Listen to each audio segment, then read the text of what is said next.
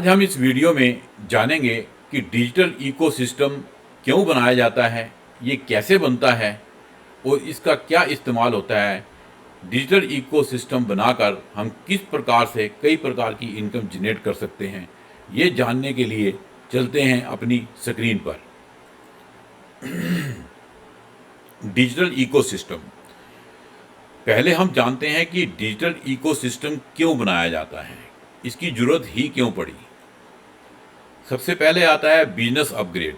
Business upgrade का मतलब है, जैसे आपको पता है कि कई सालों से पुराना सिस्टम ही चल रहा है कि एक मैन्युफैक्चरर होता है, वो सामान बना के किसी होलसेलर या डिस्ट्रीब्यूटर को देता है। डिस्ट्रीब्यूटर जो है वो आगे रिटेलर को देता है और रिटेलर आगे कंज्यूमर को देता है।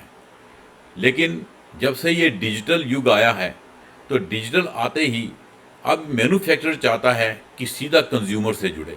बीच की जो कड़ी है वो टूट जाती है और उसका जो मार्जिन होता है, जो उसका प्रॉफिट होता है, वो आपस में दोनों बांट सकते हैं।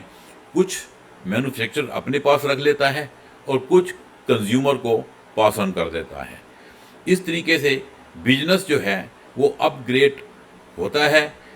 जैसे ही हम पुराना सिस्टम छोड़कर नए सिस्टम में आते हैं, इस सिस्टम में हमें बड़ी आसानी भी लगती है और कंज्यूमर का भी बेनिफिट होता है और मैन्युफैक्चरर का भी बेनिफिट होता है। दूसरा आता है एवोल्यूशन। एवोल्यूशन का मतलब ये होता है कि पुरानी चीज़ें छोड़ के जब आदमी नई चीज़ में आता है, ट्रेडिशनल बिजनेस जैसे होते हैं उनको छोड़ के जब डिजिटल युग में आता है, तो यहाँ पर आकर उसकी सेल भी बढ़ती है, बिजनेस ग्रो करता है। लेकिन क्या पुरानी चीज़ें बेकार हो जाती हैं? इसके लिए मैं आपको एक एग्जांपल अपने लिए अपना ही बताता हूँ कि जब हम पहले अकाउंट्स का काम करते थे तो हम कैश बुक, लेजर, बुक्स जो हाथ से लिखा करते थे, जिसको बही खाता कहते हैं, वो हम करते थे। लेकिन उसके बाद जब टैली आ गया तो क्या वो सिस्टम बेकार हो गया? नहीं। आज भी सैकड़ों लोग उसी को कर रहे हैं, कैश बुक, लेजर, या आपने देखा होगा लाल वाले बही खाते। छोटे दुकानदार, छोटे बिजनेसमैन आज भी हाथ से ही लिखते हैं कैश बुक और लेजर, क्योंकि उनको थोड़ी दिक्कत होती है डिजिटल आने में। वो ये सोचते हैं कि अगर हमको किसी पार्टी का बैलेंस देखना है तो हम बार बार अपने सीए से या अपने अकाउंटेंट से पूछते रहेंगे। उससे अच्छा है कि हमारे पास हमारे सामने रहे, जब भी कोई चीज़ पूछे, कोई बैलेंस पूछे या कोई अपनी अकाउंट स्टेटमेंट पूछे, तो हम उसी समय उसको दिखा सकें। उसके बाद है कन्वीनियंट। डिजिटल वाकई कन्वीनियंट है, लो इन्वेस्टमेंट है, ऑटोमेशन है, डिजिटल में काम जल्दी होता है। अब सपोज कर लीजिए, जैसे इस समय आप ये वीडियो देख रहे हैं, तो क्या मैं फिजिकल यहाँ पर हूँ? नहीं, मैं फिजिकल कुछ और काम कर रहा हूँ। हो सकता है मैं आउट ऑफ स्टेशन हूँ, लेकिन आपको मैं लर्निंग करवा रहा हूँ, सिखा रहा हूँ, डिजिटल होने के कारण। उसके बाद आता है पेंडेमिक। आपने सबने देखा कि कोविड में जब लगे हुए बिजनेस, चलते हुए बिजनेस लोगों के बंद हो गए, लोगों की चलती हुई नौकरियों में सैलरी आधी हो गई। मेरा भी अपना बहुत अच्छा काम था, मैं डिस्ट्रीब्यूटर था वेस्ट दिल्ली का। मेरा ओम साई ट्रेडर के नाम से मैं वेस्ट दिल्ली का राइटिंग इंस्ट्रूमेंट का डिस्ट्रीब्यूटर था, जिसमें रेनॉल्ड, एडजेल, फ्लेयर, नवनीत और ताज वाइट, इनका मैं डिस्ट्रीब्यूटर था। बहुत अच्छी सेल थी हमारी। लेकिन कोविड के अंदर आप सभी जानते हैं कि सारे स्कूल बंद हो गए, हर चीज़ बंद हो गई, दुकानें खुलनी बंद हो गई। तो इतना हमारे पास जो स्टॉक पड़ा था, हम उसका क्या करते? एकदम से कंपनी ने भी बोल दिया कि आपको मिनिमम 5 लाख का माल उठाना पड़ेगा। तो 4-5 अगर आप सोचते हैं कि मेरे पास डिस्ट्रीब्यूटरशिप थी, तो 20-25 लाख का महीने का माल उठा के मैं रखूँगा कहाँ, क्योंकि स्कूल तो सारे बंद थे। तो इसलिए मैंने ये डिसीजन लिया कि मैंने उसको रेजिग्नेशन दिया। उसी समय मैंने अपनी सिक्योरिटी वापस ली। जो मेरे पास स्टॉक पड़ा हुआ था, जो उन्होंने नया डिस्ट्रीब्यूटर बनाया, उनको ट्रांसफ़र हो गया। बस यही नुकसान हुआ मेरा कि जो 20% मेरे को पेमेंट आज तक भी नहीं मिली, लेकिन फिर भी मैं ठीक रहा। ऑनलाइन बिजनेस, देखिए डिजिटल इकोसिस्टम बनाकर ही आप अपना बिजनेस आगे तरीके से चला सकते हैं। यूट्यूब, इंस्टा वगैरह में जाके आप ज़्यादा सेल नहीं कर सकते। ये सिस्टम आपको एडॉप्ट करना ही पड़ेगा। यही एक सिस्टम है जिसमें आप कामयाबी पा सकते हैं। चलिए अब देखते हैं कि डिजिटल इकोसिस्टम क्या होता है, ये कैसे बनता है। मैं आपको फिजिकल दिखाता हूँ कि डिजिटल इकोसिस्टम कैसे होता है और कैसे इसको बनाया जाता है। ये देखिए, ये है डिजिटल इकोसिस्टम। डिजिटल इकोसिस्टम में सबसे पहले कोई भी व्यक्ति अगर कोई काम करता है तो किसके लिए करता है? पैसों के लिए करता है, प्रॉफिट के लिए करता है। आप मेरा कर्सर देखिए, मैं वहाँ पर लेके जा रहा हूँ। प्रॉफिट के लिए करता है। और प्रॉफिट कब होता है? जब सेल होती है, जब लोग आके सामान खरीदते हैं तभी तो प्रॉफिट होगा ना। तो सेल्स कैसे होएगी? सेल्स कन्वर्जन के लिए हमें ग्रोथ हैकिंग करनी पड़ेगी, ब्रांड बिल्डिंग करनी पड़ेगी, लीड जनरेशन करनी पड़ेगी और इन्फ्लुएंस बिल्डिंग करनी पड़ेगी। ये सब तरीक़ों से ट्रैफिक हमारी वेबसाइट पर आता है, जिसके कारण हमारी सेल होती है। लेकिन इन सब को करने के लिए हमारे को क्या चाहिए? एक डिजिटल दुकान चाहिए। इसका मतलब हमें एक वेबसाइट चाहिए। वेबसाइट को हम कंटेंट मैनेजमेंट सिस्टम भी कहते हैं। इस वेबसाइट पे हम कस्टमर को अपने प्रोडक्ट के बारे में, अपनी सर्विसेज के बारे में इंफॉर्मेशन देते हैं, उनको बताते हैं और उनको अपने प्रोडक्ट के बारे में और सर्विसेज के बारे में वैल्यू देते हैं और प्रोडक्ट बेचने के लिए दिखाते हैं और सर्विसेज भी बताते हैं कि हम क्या क्या करते हैं।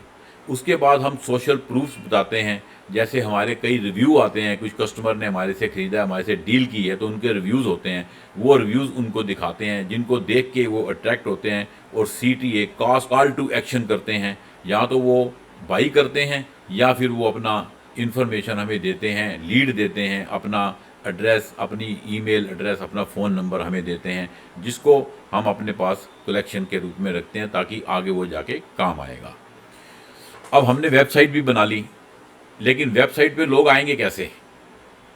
लोगों को आने का सबसे जो अच्छा तरीका है वो है इनऑर्गेनिक।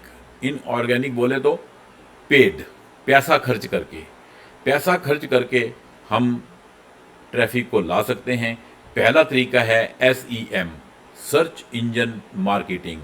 सर्च इंजन मार्केटिंग का मतलब है गूगल पे या यूट्यूब पे ऐड लगाकर। जब वो गूगल ऐड हम लगाते हैं तो गूगल ऐड लगाने से या यूट्यूब पे जाने से जैसे ही वो सर्च करेगा तो हमारा गूगल ऐड जो लगी होगी वो गूगल में सबसे पहले नज़र आनी चाहिए। दूसरा तरीका है SMM, सोशल मीडिया मार्केटिंग। इसमें Facebook ad, Instagram add, YouTube add and Twitter add, इस तरीके से ऐड लगाकर हम कस्टमर को अपने प्रोडक्ट, अपनी सर्विसेज के बारे में बताते हैं, जिसको देख के कस्टमर हमारी वेबसाइट पर आता है। इसके अलावा मैं आप ये भी जानना चाहते होंगे कि इनऑर्गेनिक पैसा दे के नहीं, फ्री में भी अगर कोई ऐसा कोई जरिया है तो वो क्या हो सकता है? बिल्कुल है। वो दूसरा तरीका है फ्री वाला SEO। SEO मतलब सर्च इंजन ऑप्टिमाइजेशन। ये एक देखिए टेक्निकल चीज़ है। SEO सीखना पड़ता है कि किस तरीके से हम अपने of page, online, local and technical इसमें SEO करते हैं। इस टेक्निक को सीख के किस तरीके से हम अपने नाम को, अपने पेज को, अपने बिजनेस को गूगल सर्च में सबसे ऊपर लाते हैं, तो या पहले पेज पर लाते हैं, ये सीखना पड़ता है। इसको सीख के हम अपने ट्रैफिक वहाँ से भी ला सकते हैं। दूसरा है SMO, सोशल मीडिया ऑप्टिमाइजेशन। इसमें फेसबुक, इंस्टाग्राम, यूट्यूब, ट्विटर पे आप अपने कंटेंट डालते हैं, आप अपने बारे में लोगों को बताते हैं। जितने भी लोग आपसे जुड़ते हैं वो आपकी चीज़ देखकर अगर अच्छी लगती है तो आप क्लिक करते हैं और आपकी वेबसाइट पर आते हैं। इस तरीके से कस्टमर भी सीधा वेबसाइट पे आ सकते हैं। तीसरा तरीका है CM, कंटेंट मैनेजमेंट। इसमें हम क्या करते हैं? इसमें यूट्यूब में अपना कंटेंट बनाते हैं या ब्लॉगिंग करते हैं या न्यूज़ लेटर बनाते हैं। इस तरीके से हम लोगों को दिखाकर, अपने बारे में बताकर, अपनी सर्विसेज के बारे में या अपने प्रोडक्ट के बारे में बताकर लोगों को अपनी वेबसाइट पर ला सकते हैं। अब ये सब लोग मिलके जब हमारी वेबसाइट पर आते हैं तो क्या वो उनका डाटा हमारी वेबसाइट पे हमेशा के लिए रहता है? नहीं। वो आते हैं, चले जाते हैं, लेकिन उनका जो डाटा होता है वो हमारे पास LMS, लीड मैनेजमेंट सिस्टम, इसमें हम उनको सेव करते रहते हैं। यहाँ से हम उनको ईमेल मार्केटिंग, व्हाट्सएप के थ्रू, मैसेज के थ्रू हम उनको नर्चरिंग करते रहते हैं, उनसे जुड़े रहते हैं और उनको बार बार अपनी ऐड दिखाते हैं, अपने बारे में बताते हैं, जिसके कारण वो हमारे पास फिर वेबसाइट पर आते हैं और कोई ना कोई चीज़ खरीदते हैं। ये है डिजिटल इकोसिस्टम ब्लूप्रिंट। इसके बिना डिजिटल मार्केटिंग कामयाब नहीं हो सकती, कोई भी प्रोडक्ट आप नहीं बेच सकते। और उसके बाद मैं आपको ये बताता हूँ कि CLV, customer life time value, इसी तरीके से हम उनको कस्टमर लाइफ टाइम वैल्यू देते रहते हैं, ईमेल के जरिए, मैसेज के जरिए उनको बताते रहते हैं, जिसके कारण कस्टमर देखकर अट्रैक्ट होता है और वो हमारी वेबसाइट पर आता है और वहाँ से सर्विस या प्रोडक्ट कोई भी चीज़ होती है वो खरीदता है। इसको कहते हैं डिजिटल इकोसिस्टम ब्लूप्रिंट। तो ये मैंने आपको बताया डिजिटल इकोसिस्टम के बारे में।